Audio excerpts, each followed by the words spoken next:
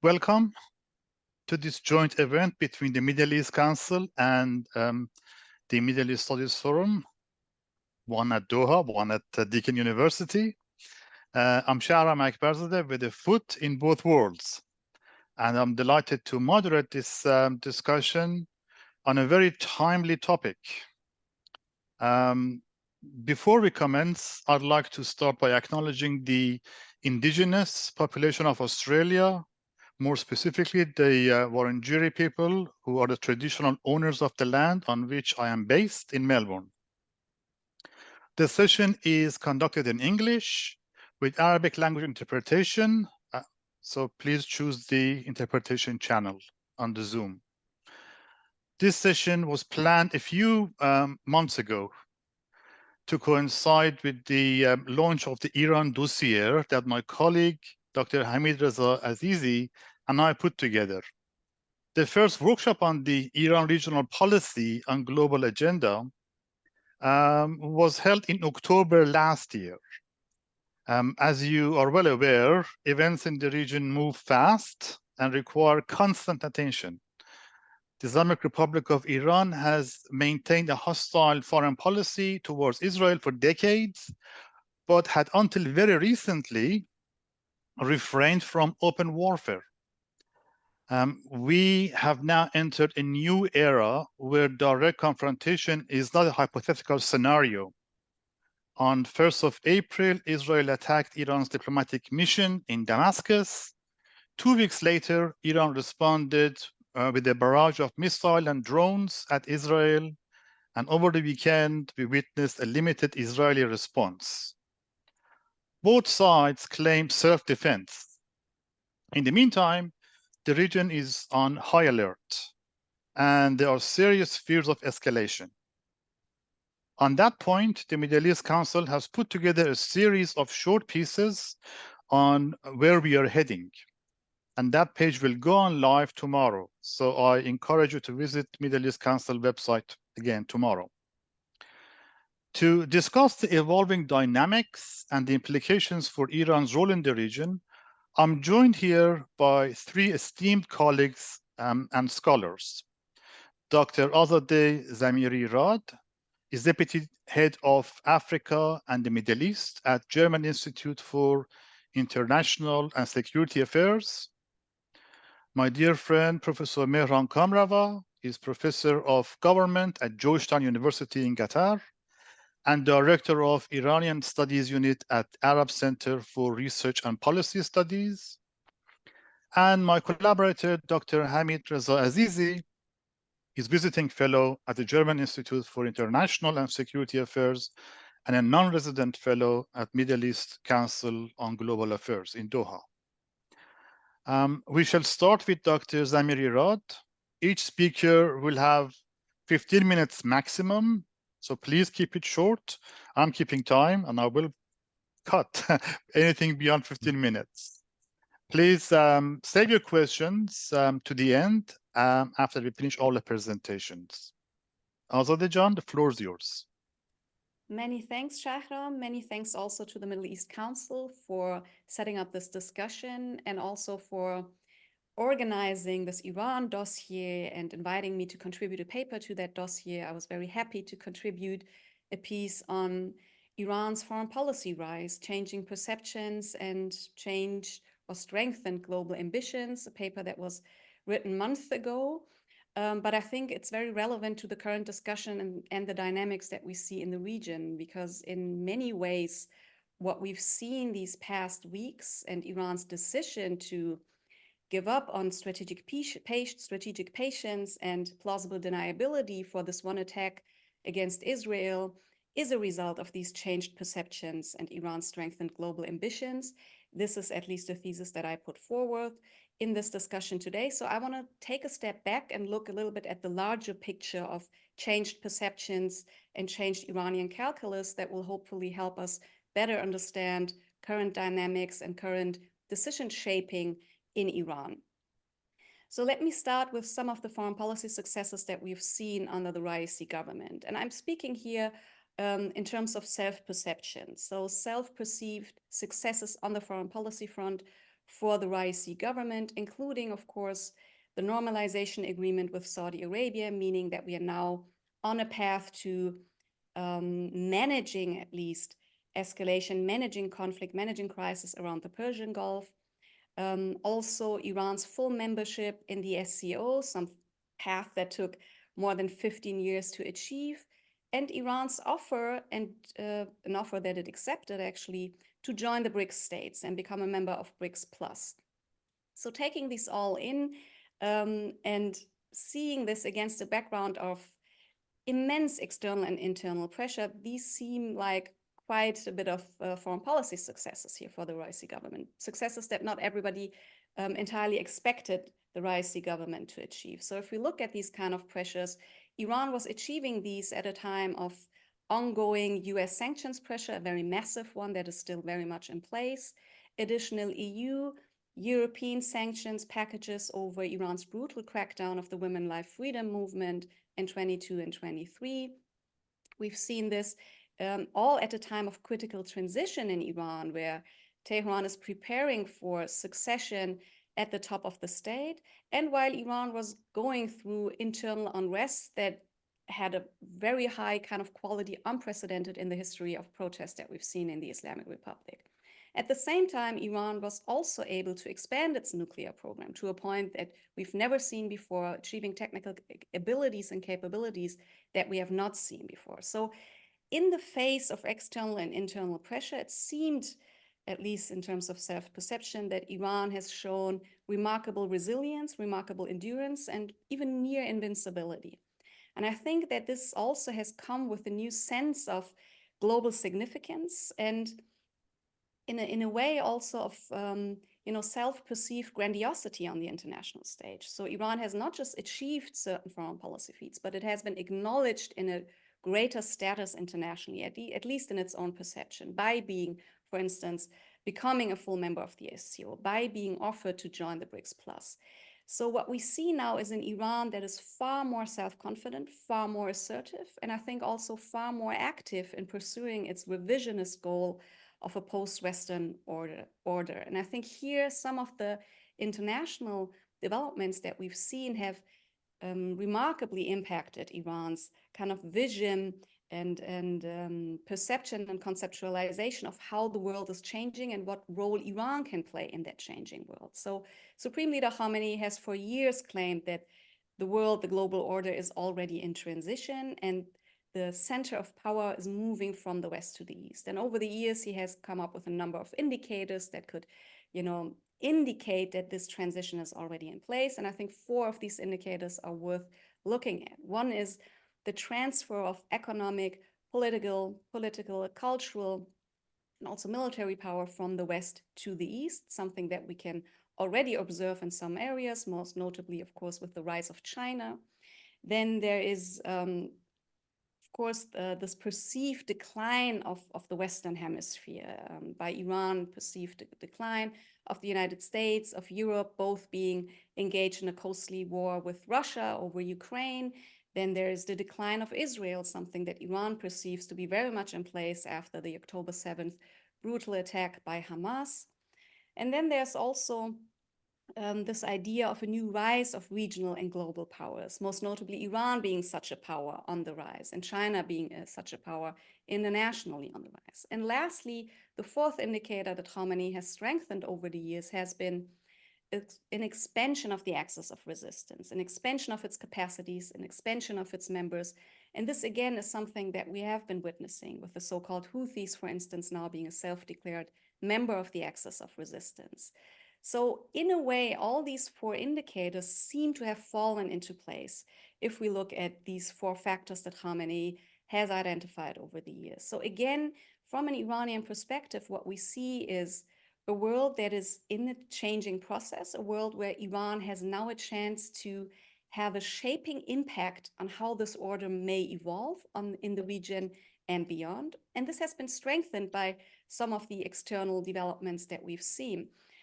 First of all, by Russia's war against Ukraine, meaning that Moscow, for the foreseeable future at least, is going to be decoupled from the West. We are on a trajectory to new kind of block building procedures with the Eastern Hemisphere, offering far more chances for Iran to cooperate and strengthen cooperation beyond the tactical level with some of these Asian partners, such as Russia and China. And then there's, of course, the October 7th Hamas attack on Israel, which Supreme Leader Khamenei has hailed as an irreparable defeat of Israel and something that is irreversible. So in his kind of perspective, this has been a geopolitical turning point. This is something that does not allow us to go back to the status quo ante. This is a new era of geopolitics, a new era of order in the region and beyond. So taking these things in, we see that the way that Iran is looking into this region today, and even before the attacks, I'm still speaking about the perception changing before Iran decided to retaliate against Israel directly militarily. We see that this changed global environment, this changed regional environment, this higher kind of self-perceived global significance of Iran already had an impact on how it's envisioning the region, how it's envisioning order, and how it's envisioning its own capacities and place to have a shaping kind of role to play here. So in a way, what we see is Iran having the sense that this is a critical point in time. This is a window of opportunity where we have the capacity, and we've shown the capacity through the axis of resistance, that our power is at its all-time high, that Iran's and the axis of resistance's capacity of power projecting is at an all-time high. And this also means, I believe, that Iran is far less risk-averse nowadays, far more assertive, and not as shy and kind of reserved when it comes to risking a broader confrontation with Israel or the United States militarily. And I think this has been reflected in Iran's decision of these past weeks. We've seen an Iran that took a measure that went far beyond anything that Iran was willing to do even a couple of years ago. So overall, we are dealing with a new entity in many ways. Entity in the way that some of the principles that the Islamic Republic held in its security and foreign defense policy have been put on rest, at least for a while. And this also means that the entire conflict dynamic has changed fundamentally. This is not the same conflict dynamic that we've seen in the past. And while we are in a situation where it's still in Iran's best interest to avoid a major military escalation with Israel, and this is something that we've seen both actors try to prevent, both on the Israeli side and the Iranian side, it would still be in Iran's best interest to avoid it. We might, in the end, still end up in a situation where this conflict becomes a military conflict of much greater proportion. So in my point of view, I think the gravest danger, given these changed perceptions, given these changed international and global conditions, lies in Iran's overconfidence, in Iran's kind of over-exaggeration of its own foreign policy space, of its own capacities, of the capacities of the axis of resistance, and out of this idea that we are at a critical juncture in regional power dynamics, at a critical geopolitical juncture, also globally. And this is a time where Iran is willing and in its own kind of conviction also capable of playing a shaping role far beyond the roles that we've seen in the past. I think this rise by Iran is somewhat exaggerated. There's a lot of miscalculation. There's a lot of over-exaggeration, but this is precisely where the danger lies. And I think this is something that we have to keep in mind moving forward, even now that we have overcome this one hurdle of a more dangerous escalation. This is not over, and I think that the dynamics have changed for good. And I'll leave it at that. Thank you very much. Thank you so much, Dr. Zamiri-Rad, for keeping to time. The really good point raised there. I'm sure we can come back. We will be coming back to all these points during the Q&A. I also note that in the chat function, now we have the address for the dossier. So if you like to access the full dossier, you can click that link. But without further ado, let's move on to Professor Kamrava for his take on the dynamics. Please.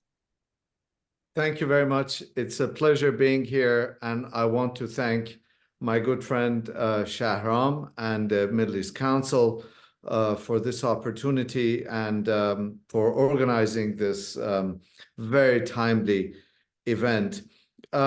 I was asked to say a couple of things about Iran's good neighbor policy.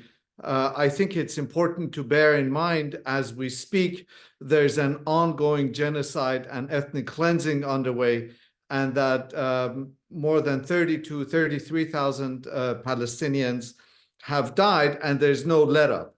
And so within the context of an ongoing genocide, I think we need to be mindful of the fluidity of international dynamics. Even the United States, which has been party to Israel's war on Gaza, on the one hand, has just released billions of dollars in continued military assistance, while on the other hand has imposed sanctions on an Israeli army unit, which has been unprecedented. So I think we need to be mindful of very fluid circumstances and context within which our observations and our analyses are taking place and changes are happening. And within this context of a very changing international set of dynamics, Iran has been coming out and trying to officially improve its relations with its neighbors. It has long tried, at least talked about, improving relations with its neighbors. But one of the accomplishments of the Raisi administration, with which Professor Zamirirad alluded to, is the fact that the so-called good neighborly policy has become the official stated policy of the Islamic Republic in conjunction with and complementing the so-called Look East policy. So let me say a couple of things about the good neighborhood policy in general and how then it has manifested itself in terms of Iran's relations with others. First and foremost, the good neighbor policy has been in practice for a number of decades. In fact, some of the examples of this policy go back a couple of at least one century.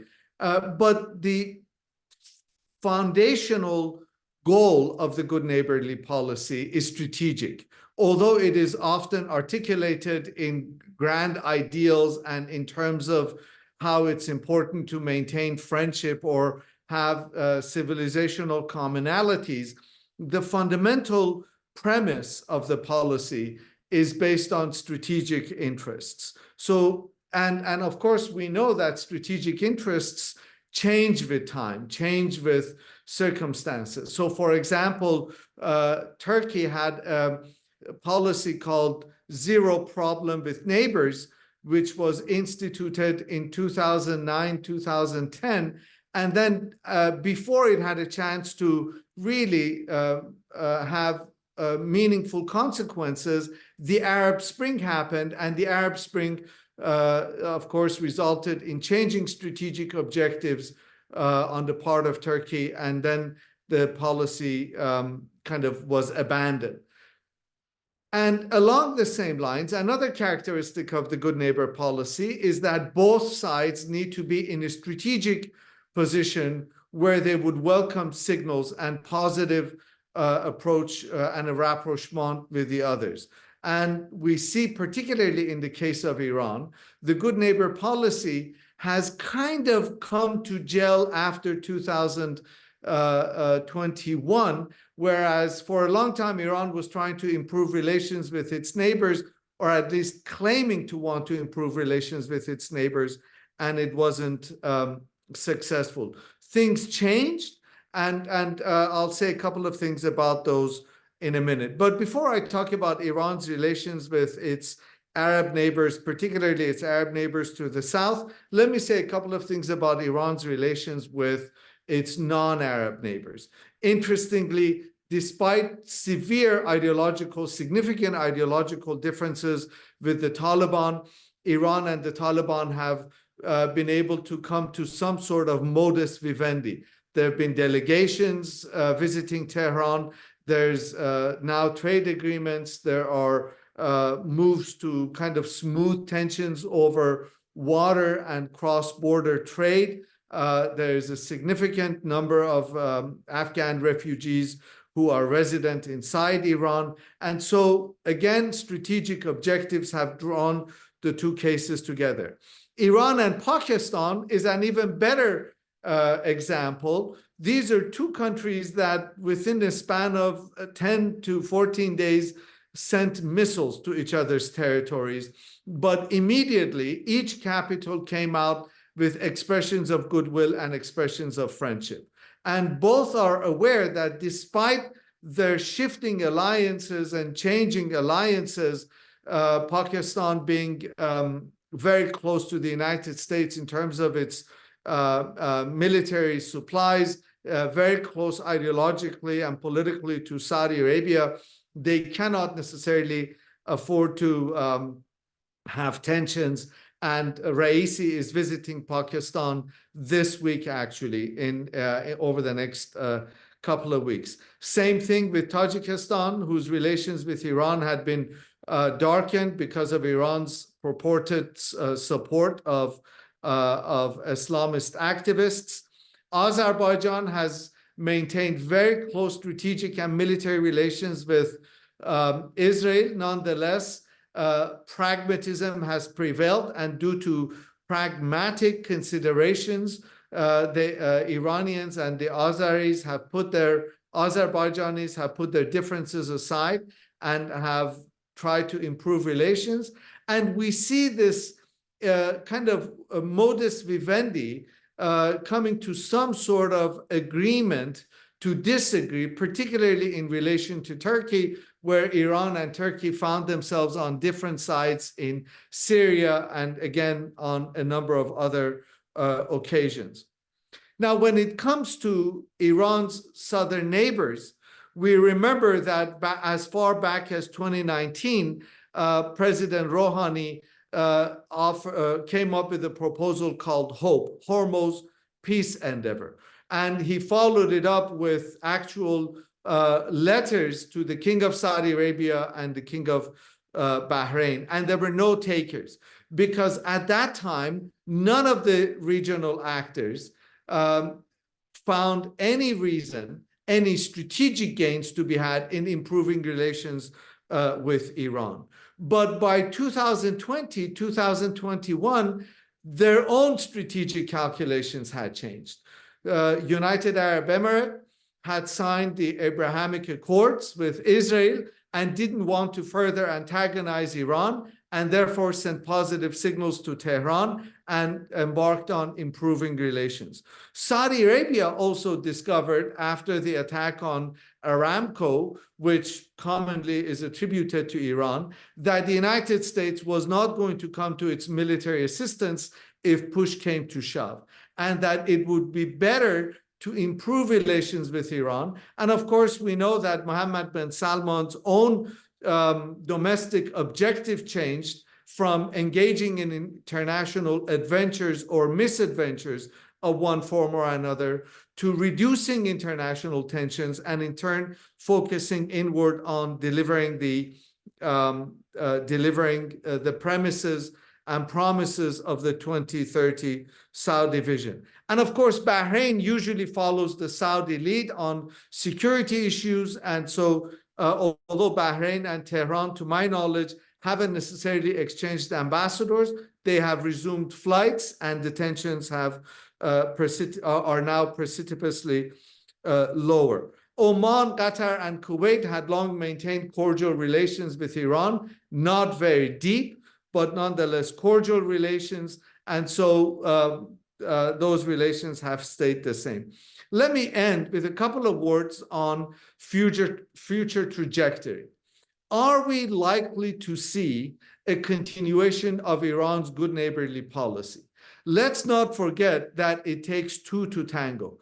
And if strategic objectives change, either in Tehran or in Riyadh or Abu Dhabi, then we might see changes in the tenor or the nature, substance of relations between Tehran and other regional capitals.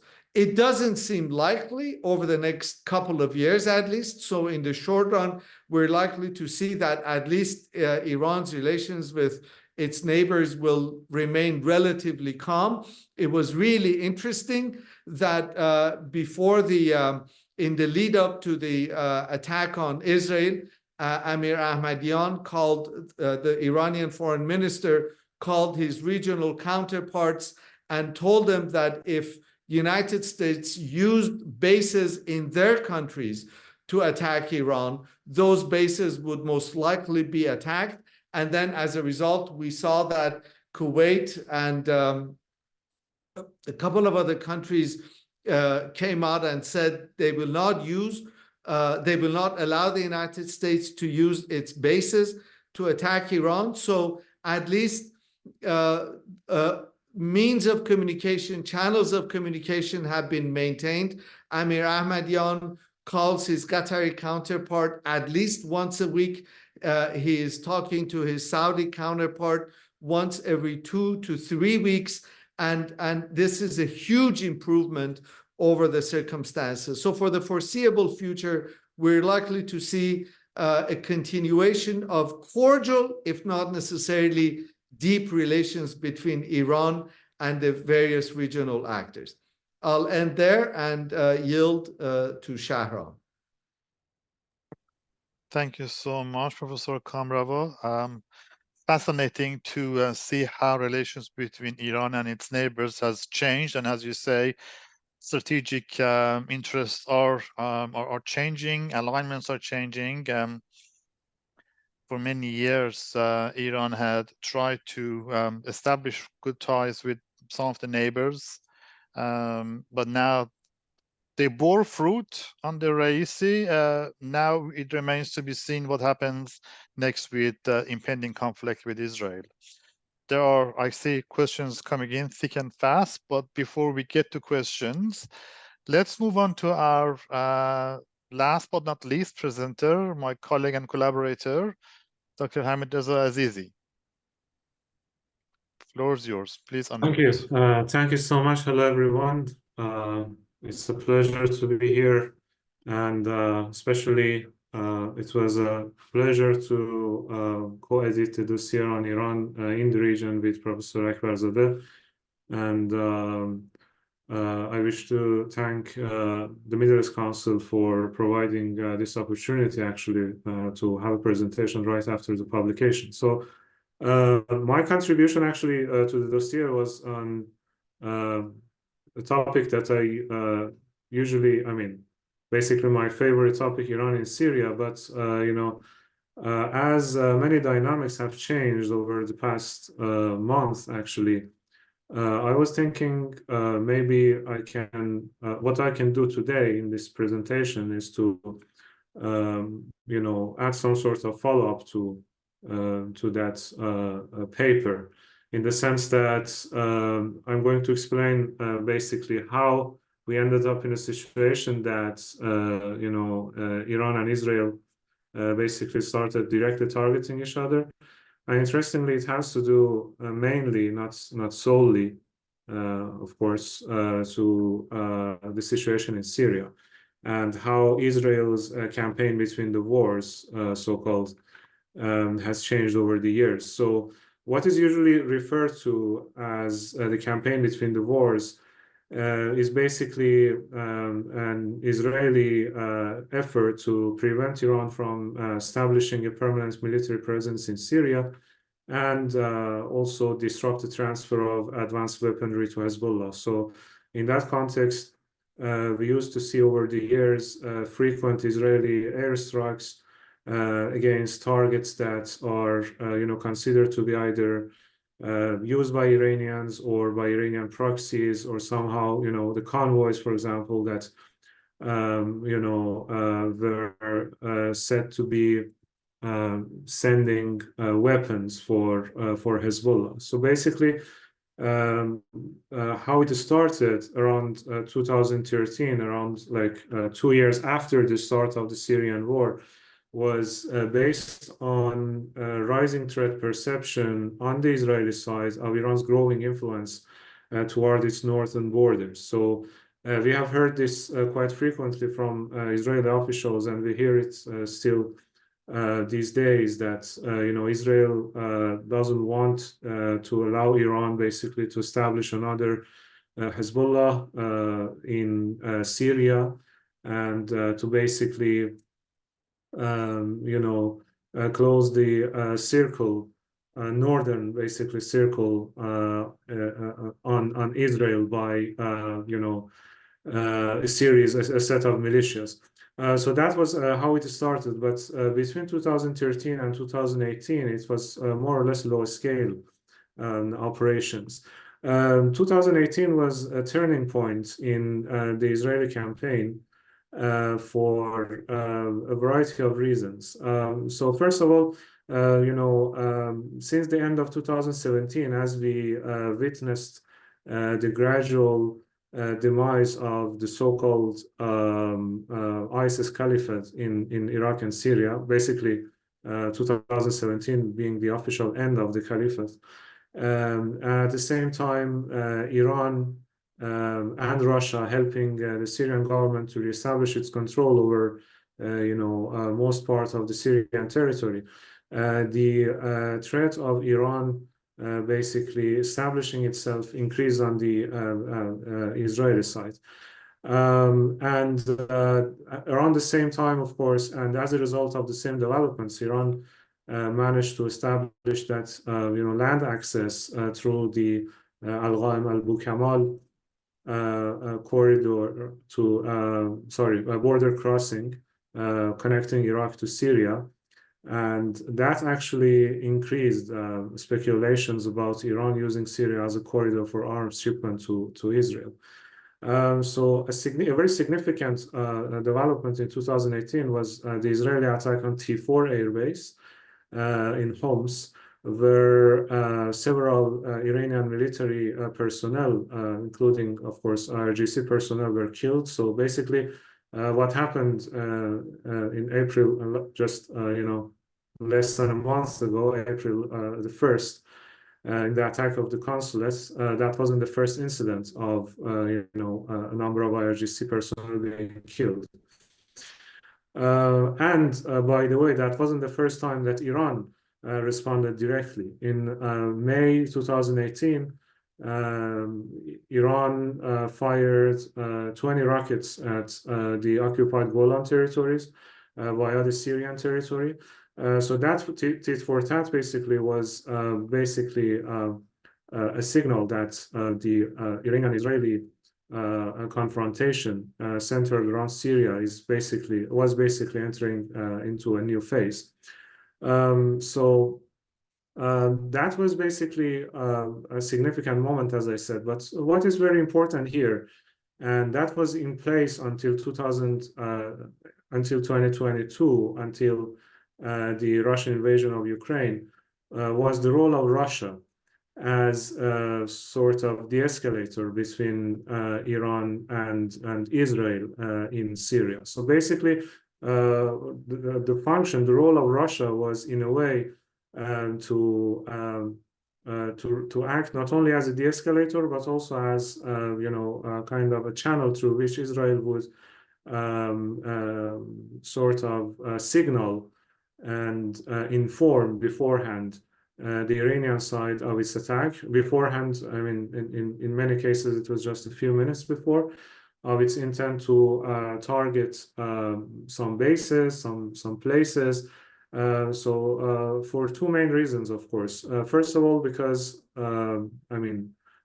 for the sake of not targeting Russian citizens and entering into an unnecessary conflict with Russia itself.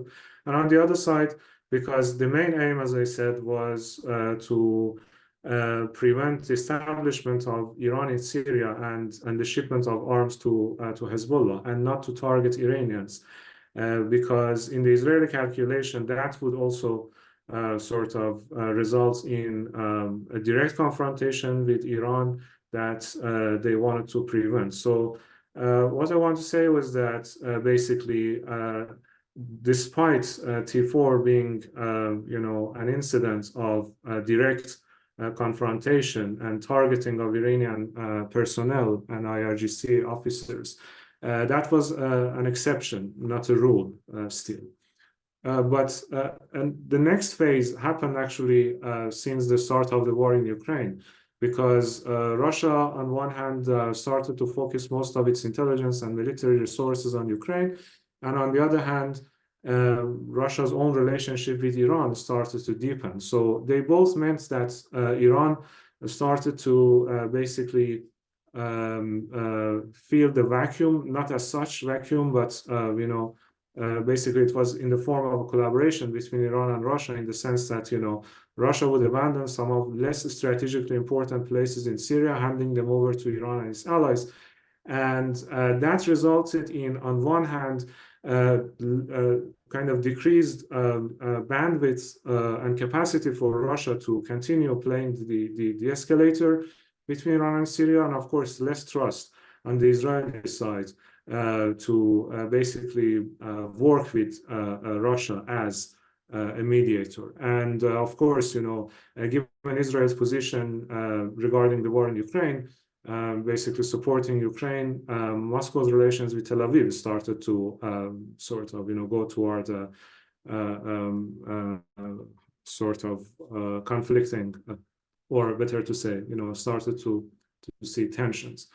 So in that sense, what we started to see since 2022 was that, or it appeared that Israel still try to avoid human casualties on the Iranian side as much as possible, but because of this, decreased role of Russia, and of course, the urge on the Israeli side basically to double down on this campaign in order to basically prevent Iran from using that opportunity to fill Russia's place.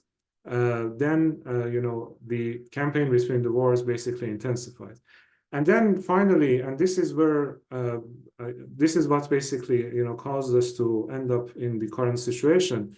It was the October 7 Hamas attack and the developments that came afterward, because what October 7 did to Israel's threat perception was that they, and this is an argument that you can see quite often, that they started to basically see themselves effectively at war with Iran and its allies in the so-called axis of resistance.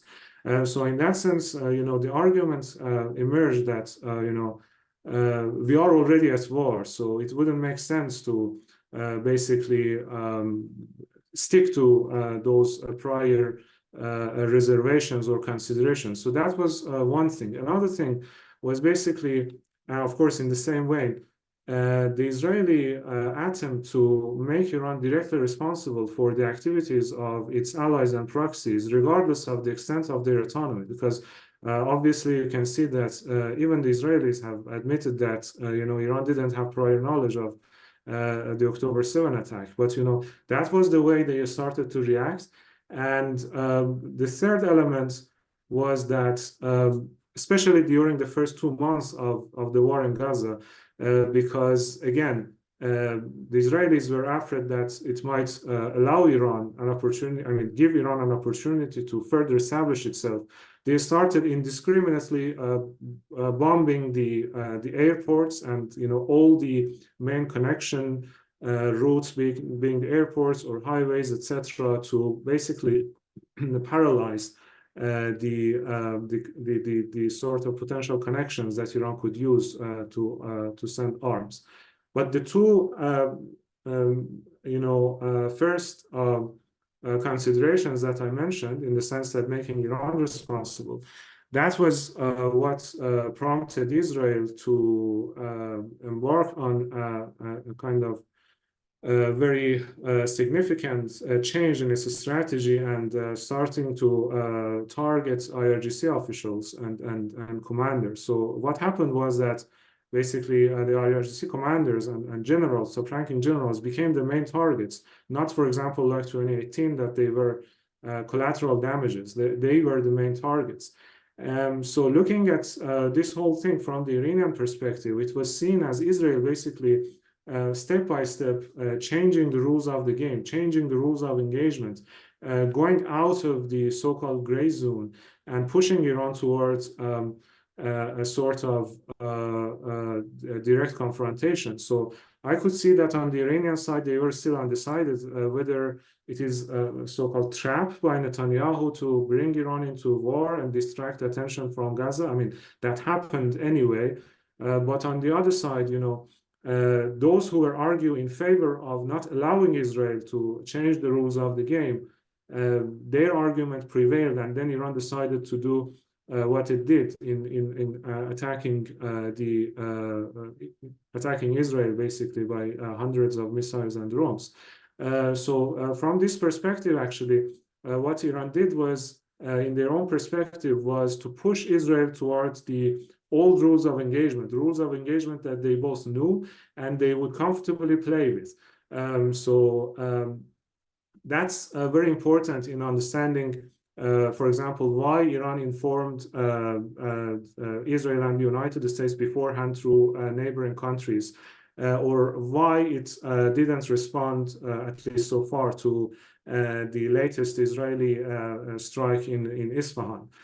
So in that sense, the attack in Isfahan, because it was seen again on the Iranian side as well as a warning, it didn't cause any fatalities.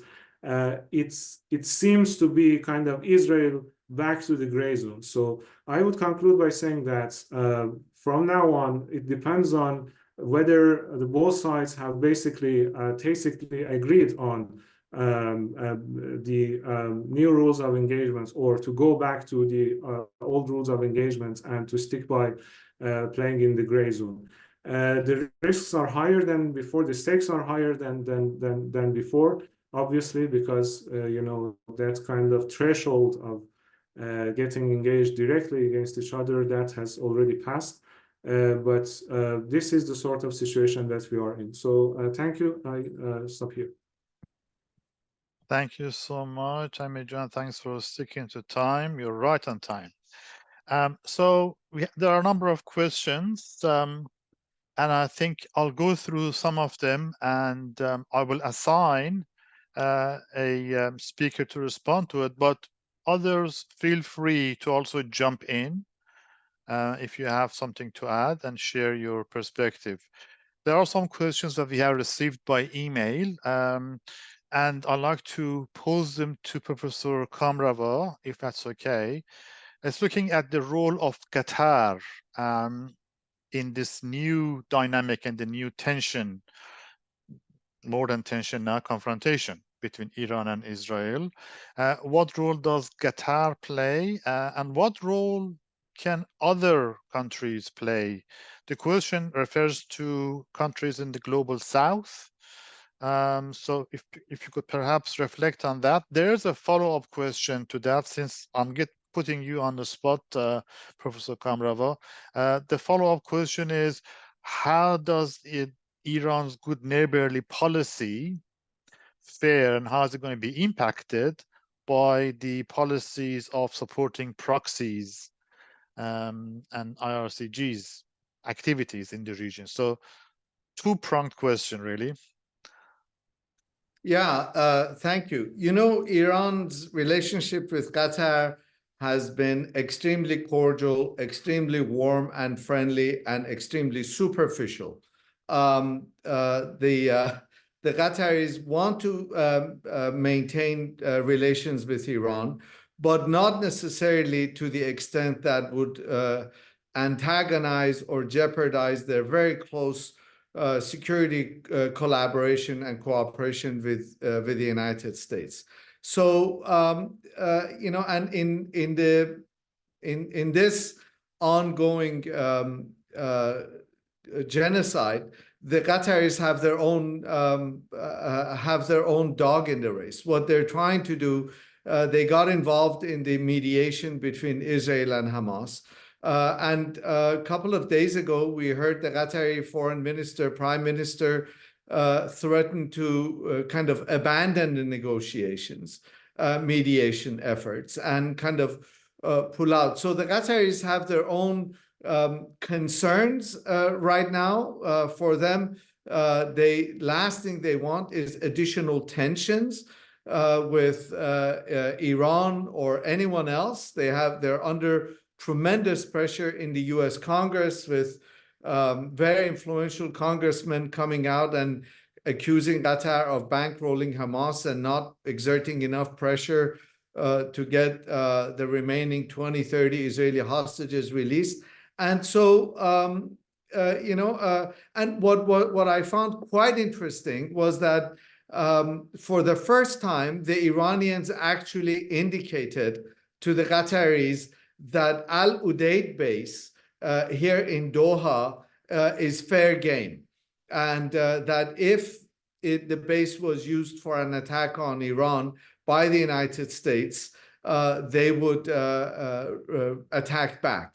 And that in the past, during even the George Bush administration, the Iranians kind of didn't so directly indicate that Al Udeid or American presence here in Qatar was fair game. So as we've heard from our distinguished panelists, the rules of the game are in the process of changing. And so those relations might be changing. Supporting proxies, that's a really good question. Part of, Iran's proxies are the ones in the neighborhood, in the region, are in Iraq, basically, in terms of Iran's immediate neighbors. And Iran's relationship with Iraq has been subject to dynamics other than the good neighbor relations. There have been other kind of political, security and economic relationships that underlie the closeness between Tehran and Baghdad, and are not necessarily subject to the developments having to do with Iranian proxies or non-state actors in Iraq. This was one of the main sticking issues between Tehran and Riyadh, Iran's support for the Houthis. But then once the Houthis and Saudi Arabia themselves entered into a ceasefire agreement, that appears to have been resolved. Thank you so much. If there are no other comments by other panelists, I'll move on to the next question. Okay, so next question is about Iran's standing. Once Iran, as you have all indicated, Iran has been quite critical of the Abraham Accord, has even pointed that those countries that did sign the Abraham Accord were betraying the Muslim world. That message seems to have resonated in the Arab streets. Now with the conflict in Gaza and then direct confrontation between Iran and Israel, Iran's message, also they refer to Iran feeling self-assertive and quite strong in its position. And that feeling might be supported and fed by sentiments in the Arab streets and throughout the Muslim world. So now the question is, are we witnessing the rise of a Muslim bloc? Are we seeing a third bloc emerging? The Western, the Chinese, and now a Muslim bloc. Also, what do you think about that? Need to unmute. Yes, thank you very much for that question, because I think it's a highly interesting one. I don't think there is a new third Islamic bloc in the making. I think when we look at the kind of de-escalation, managing conflict among Arab states together with Iran, what Professor Kamrawa has just very aptly coined as being kind of superficial in many regards, I think this still holds. So what we see is a certain tendency to de-escalate, to try to manage conflict, particularly because both sides or different sides saw that this kind of escalation is going to be very costly, and that there's not the same amount of extra regional support in terms of the United States support, for instance, for Saudi Arabia and others, as there used to be or as was expected.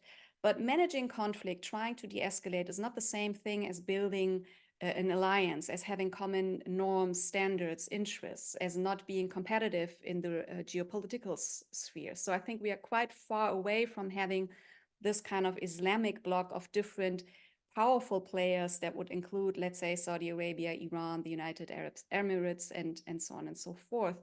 Plus, from Iran's perspective, and I think also this holds for Arab Gulf states, for instance, they're not decoupling from the West. I mean, just because there's a normalization agreement with Iran, this is not entering any kind of starting phase of an alliance with Iran. They very much are still aligned with Western powers, with Western security, and they still see Iran as a major threat.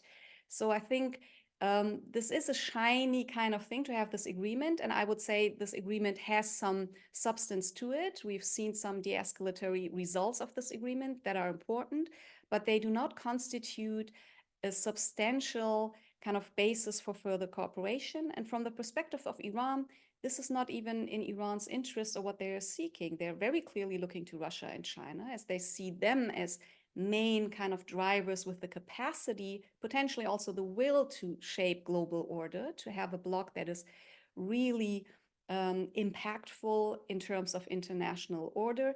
This is not the kind of impact that you could just build with having Pakistan, let's say Oman and other countries joining in, or having this kind of third bloc. So Iran is very much eyeing the bigger kind of global powers to have an enduring, sustainable impact on a post-Western world. And then maybe in the future, sometime down the line, you will have other possibilities for further alignment. But I don't see the will or the capacity on either side to build some sort of third bloc that would be able or willing to compete with the Western and, let's say, a Chinese, Russian-led bloc. Thank you so much for that. Right. Our next question looks at Iran's connection with Hamas and Houthis. And the question that comes up, and this is aimed at Dr. Azizi, the question that comes up is that, okay, Iran didn't order the Hamas attack on 7th of October, but what does that mean for the partnership and for the relationship? Does it mean that Hamas can do anything they want, and then by the fact that they are aligned with Iran, they would drag into a conflict that's not out of Iran's making? And the same question might apply to how Houthis behave. Iran's relationship and patronage of Houthis, does that make Iran complicit in Houthi activity? So, and where do Iranian leadership, where do they draw the line and say something is in our strategic, national / ideological interest and something is not? Where is that line? That's a very important question, and it has to do with how this network of axis of resistance has evolved, especially since 2020. Because, you know, to put it in a nutshell, the way the axis of resistance was built under the auspices of the person of Qasem Soleimani was different than how it is right now. So what Soleimani built over the years was a sort of hierarchical network, very solid in terms of the hierarchy with himself on top, and then, you know, local commanders in each of the target countries in charge of coordination. But after his assassination in 2020, especially for the first few months, and especially in Iraq, Iran started to see a vacuum. And the new head of the Quds Force, General Ghani, he couldn't basically, you know, play the same role as Soleimani did. And then there was a need for Hassan Nasrallah to come in, and the role of Hezbollah within the whole axis basically elevated. So what we started to see since then was the axis getting decentralized, in the sense that, you know, different members of the axis, enjoy more autonomy, at the same time as ideologically and also in terms of financial and military support being reliant on Iran. So what you just mentioned in terms of Hamas and the Houthis basically doing activities that may be against Iranian interests, that was what we warned about 2 years ago in an article in War on the Rocks. I would refer that to if anybody is interested.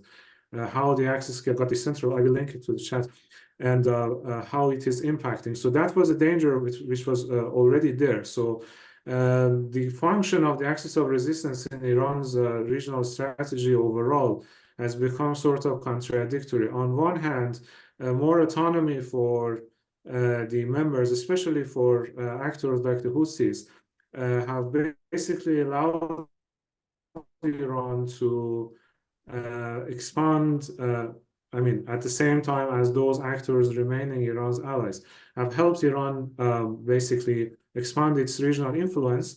But at the same time, because the whole axis is still in a transitional phase, not fully decentralized, not fully autonomous, not fully proxies, Iran still is not immune of the repercussions of those activities. So I think, and I would expect that after the war in Gaza, Iran would enter into, and I already see signs of it, into some sort of revising of this of the sort of relationship. So that's how I see it. The negative repercussions of the activities for Iran are there, but this doesn't mean that they are kind of the Iran is behind every activity that they are doing. Okay. I think we lost the connection a little bit towards the end, but we'll press on. I'm going to come back to Professor Kamrava on a question of rationality. How should we best describe Iran? Do the recent events that have happened the past few weeks, do they point to Iran as a rational nation state, or do they highlight the fact that ideology is an important factor in decision making? So how would you view Iran as a state? What we've seen consistently in Iranian foreign policy is foreign policy in the Islamic Republic's foreign policy that is based on national interests, and ideology has taken a backseat. Ideology has been used instrumentally, identity has been used instrumentally when it has served strategic interests. So, for example, when it comes to relations with Hezbollah, ideology has been used strategically and instrumentally to buttress Iran's larger strategic interests. So one of the interesting things we see, I alluded to tensions between Iran and Azerbaijan. And in Azerbaijan's conflict with Armenia, Azerbaijan being a Shia majority state and Armenia being a Christian majority state, Iran has been consistently supportive of Armenia to the point that at some point, Iran and Azerbaijan nearly came to blows because of it. So ideology has been used quite instrumentally in the service of strategy.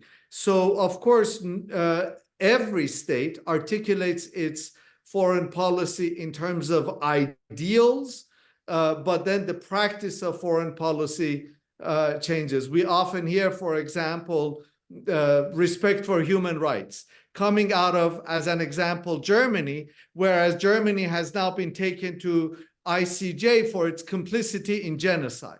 And so there is always a lack of consistency between ideology and the actual practice of foreign policy. And we've seen that in the case of Iran as well. Thank you so much. I'm moving on to Dr. Zamerirad, keeping that order going. You seem to be on a roll here.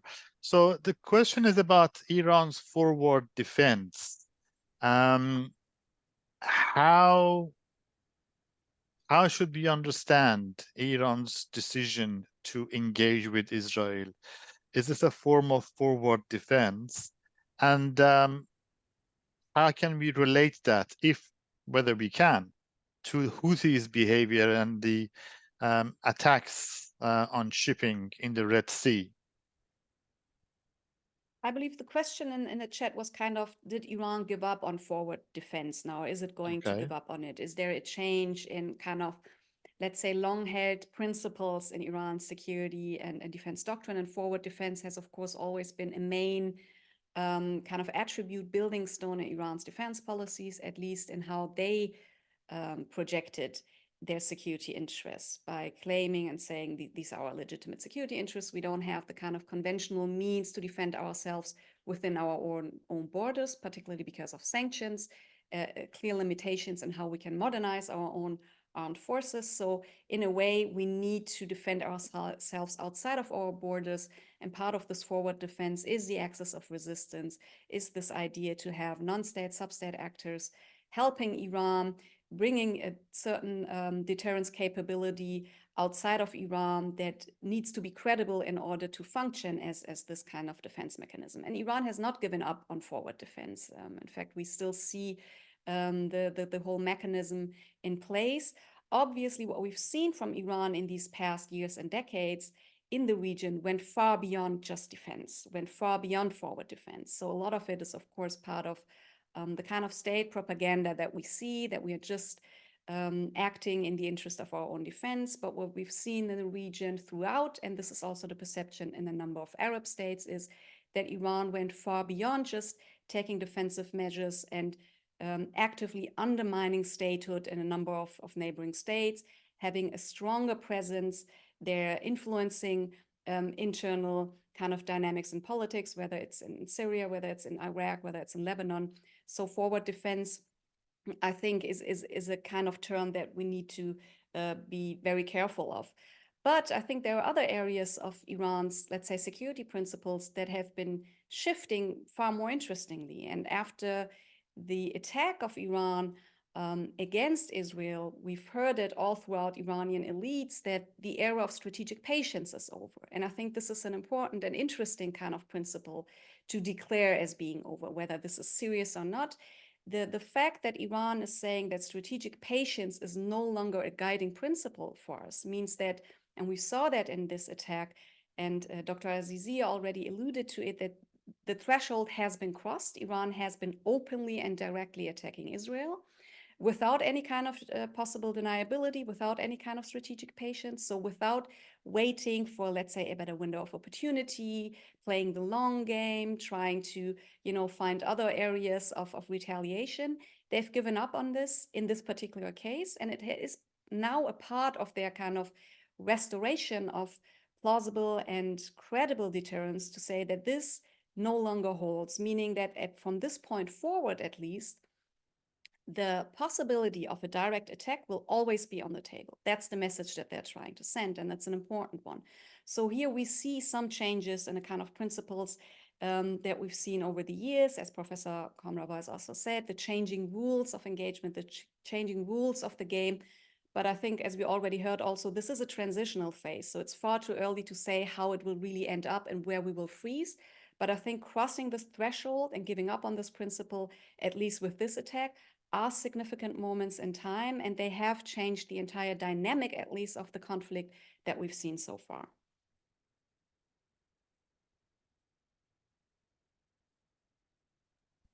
Thank you so much, Dr. Zamerirad. I'm going to refer the next question to you, Dr. Azizi, and that's about, I guess, an impending arms race in the Gulf region. What happened with Iran's missile and drone attack on Israel was a demonstration of the efficiency of the Iron Dome. Israel defense system worked well, and US support in shooting down various drones and missiles worked well. Granted, they had advance warning, so they were prepared for it, but they had the means to defend Israeli territory for the most part. Only a few missiles got through out of 300. So that's quite remarkable. And the question is, does this mean that other states in the Gulf would now look quite keenly to the US protection umbrella and demand that level of support in case of conflict with Iran or perhaps other states? And I'm going to add another angle to this question, and that is the future of shipping in the Strait of Hormuz. Should we worry about the security and safety of shipping lanes in the Strait of Hormuz? Is it going to affect oil shipments to the global market? Thank you. Yeah, actually, let me start with saying, I mean, when you look at the performance of the Israeli air defense in the recent Iran attack, of course, most of the missiles were intercepted. I mean, the rate was said to be 99%, and then they corrected it to 84%. But it's very important to note that, as you also alluded to, that it was mainly thanks to prior warning, and also with the help of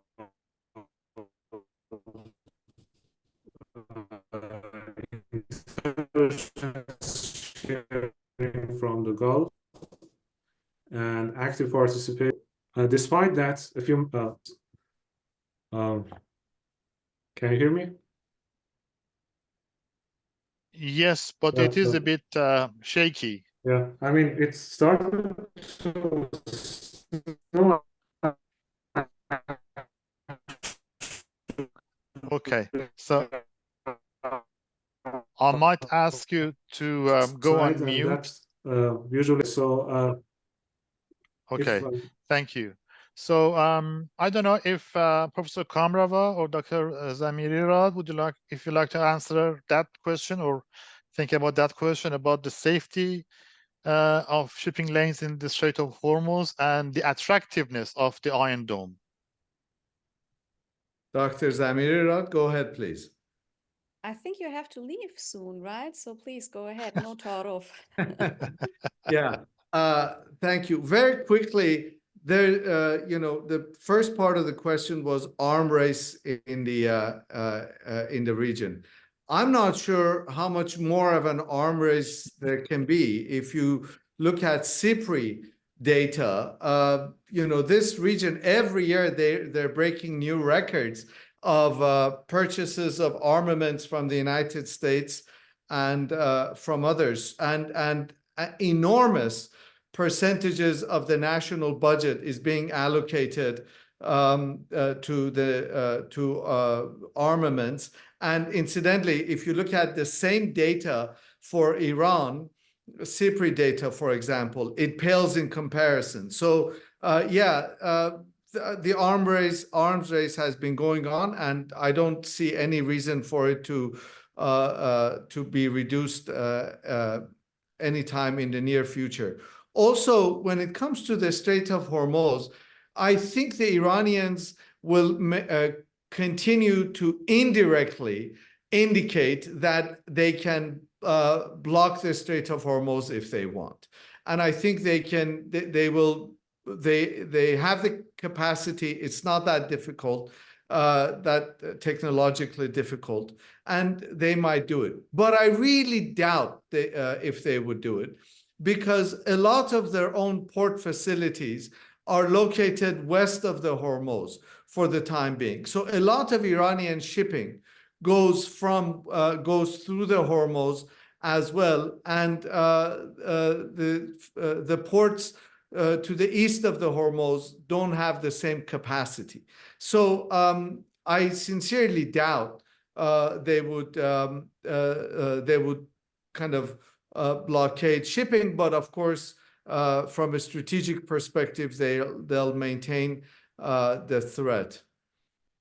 If I may just add to that, I think the very fact that Iran is capable of creating an entire blockade of the Strait of Hormuz is a very important part of its deterrence ability. And now with the kind of expansion of the axis of resistance and the so-called Houthis being part of it, Iran now also has the ability to at least obstruct trade routes and shipping routes in the Red Sea as well. So if you have the kind of capability to have some major obstruction impact on international shipping routes, then that's a very essential part of your deterrence, I think, abilities here. And this is what Iran was after. So, I mean, in the past, we also thought it would not be in Iran's interest to obstruct shipping in the Strait of Hormuz. And yet we saw it happen on the change, strategic considerations and on the changed kind of political positions here. It might not be the most likely thing. It might not be in Iran's interest, but it has the capacity to strike, if you will, at two very core vital points for international shipping. And they're very much aware of this kind of capability and are going to use it as a very, very strong deterrent.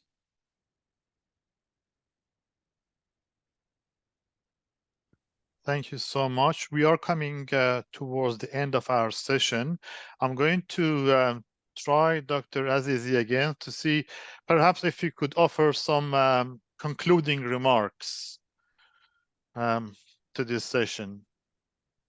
Any final thoughts you'd like to share? Hopefully your internet holds. I hope the internet works. I mean, you cannot believe Go ahead. it's happening in Germany, but anyway. So thank you to the two distinguished speakers, our colleagues. I really learned a lot. What I want to say, just to as a follow-up to my initial intervention, is that basically it's, when you look at the recent engagements between Iran and Israel, it's been more or less about setting new rules of engagement. But the problem is that both sides now seem not to be deterred, and that was the message that they sent through, the missile attack and also by Isfahan attack. So that's basically the danger that we are facing right now. And what I want to add actually is that both sides actually started to increasingly see the weaknesses of each other. Like for Iran, it was, although, as I said, most of the missiles were intercepted, but that was basically thanks to the collaboration of Israeli allies. And on the Iran side also, it became quite evident that the air defenses, even the S-300s, are not sufficient for deterring an Israeli strike. So whether understanding these weaknesses will result in some sort of relative calm or strategic stability in the confrontation, or the two sides are going to build on them to further escalate, when the conflict in other areas kind of increase, then that is very important in the future developments of the region and the overall stability. Thank you so much, Dr. Azizi. Our time has come to an end. I do like to thank all our speakers, our esteemed panel of experts, Professor Mehran Kamrava, Dr. Azadeh Zamiriraad, Dr. Hamid Reza Azizi, and a special thanks to the Middle East Council on Global Affairs for facilitating this discussion. Obviously, the rules of the game have changed. We have entered a new era in relations to Iran, in relation to Iran's foreign policy making and perhaps security thinking.